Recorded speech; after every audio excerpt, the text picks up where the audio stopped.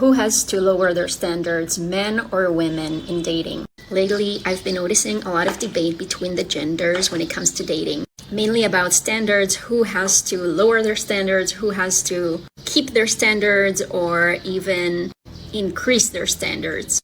And I think it's interesting to look from both sides of the story. So I thought we'll do a little analysis of that whole conversation. From the female side, the conversation is rooted in the idea that for decades we were treated as a commodity. We were forced into marriages and relationships where we had to perform a specific role just to have access to resources. And for a long time, we didn't have that freedom to do all these things without being in a relationship tied up to a man. Couldn't start a business, couldn't open a bank account, couldn't have the same opportunities, couldn't invest, couldn't raise children. The basic rights were taken away from us and then returned on specific conditions. So these very specific conditions were be tied to a man, behave in a certain way, offer specific services inside the home and the relationship, and take care of the home, the kids, and the emotional well-being of everyone, including their spouse. We were expected to do all the emotional labor and invisible work, and in return, we got access to everything that was withheld from us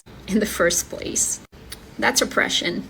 We were not compensated for that work. We just got back basic rights, but only if we agreed to the terms. But now that women slowly getting their human rights back, we get access to more resources without being tied to a man. So now all of a sudden we don't have to take this deal. Now that women could go out, start their own career, and have their own bank accounts, earn their own money, what happened was that men still expect the same benefit that they used to have in a marriage, minus maybe taking out the trash. But we are still very much expected to offer all this free labor inside a relationship. Except now, we're also expected to work, earn money, and bring a salary home. So the deal of marriage actually got way worse. It used to be a bad deal that we had no choice but accepting. Now it's a worse deal, but we can opt out. But there's one thing that keeps women from opting out of marriage, and it's the social pressure, romantic love propaganda, and the patriarchy narrative.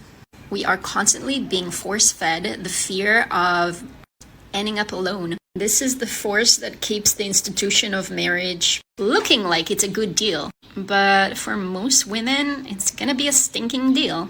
So what's happening now is that women are saying, I'm not taking this deal unless it's a better deal. And what would a better deal look like? One option would be going back to the old deal, the one that's still a pretty bad deal, when you have to be tied up to a man that provides everything, the income, the stability, and the woman is taking care of the house and kids. But to sweeten the deal, she doesn't want to do it all by herself. She wants help. She wants to resource out some of that invisible labor by hiring someone else to take care of the kids and clean the house, sort of like the wealthier households of the old times. Some women are okay with that version. They want a wealthy family kind of structure, but with more freedom and less sacrifice. And maybe they do have the right to want that. But a lot of us are asking for something different. We're asking for emotional evolution. We want a partner who not only carries some of the emotional labor, but who actually contributes emotionally.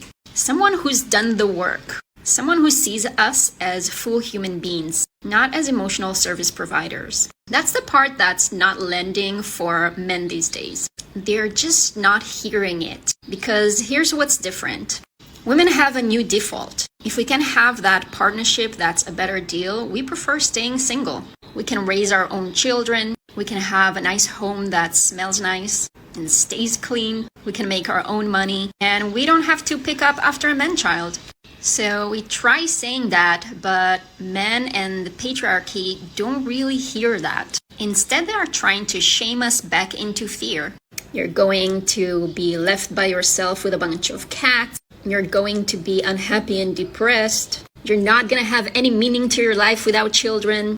And we are okay with that. That actually sounds better than being stuck with someone who drains us emotionally and still expect us to take care of everything. But men can wrap their heads around this shift. Instead, they fall back on transactional thinking. They look at what each person brings to the table in superficial terms, money, looks, status. So if a woman is not a high earner or a supermodel, and she says that she wants an emotionally developed partner, men call her delusional. But women don't think in these narrow concepts. Honestly, we don't really care if you're super ripped or super rich. Yes, we want stability. Yes, we want to feel that attraction. But we care more about who you are, less about how much you earn and how well defined are your six abs. In fact, many women are turned off by these super ripped, super rich dudes because oftentimes they sacrifice the emotional growth for that status. So it's not like we're looking for that 10% of men. We're looking for decent men, evolved men, a man with self-awareness, someone who sees women as human, who can carry their emotional weight and be a true partner. And if we can't find that, we rather stay alone. I think some women do settle, and then they would settle for that extra ripped or extra rich guys. They think, well, at least I'm gonna be comfortable, or at least he's super hot, and just accept that emotional void. But I think that's compromise, not really their goal. And many of us are not interested in compromising like that. Because some women lost hope and they're settling for that, men misinterpret it.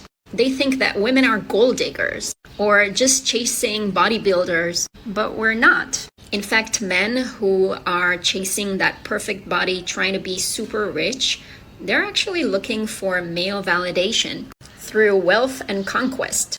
Men under the patriarchy always are gonna look for a higher status. So when men talk about higher standards, they actually mean that they want someone young, beautiful, hotter, gullible, subordinate, and fertile.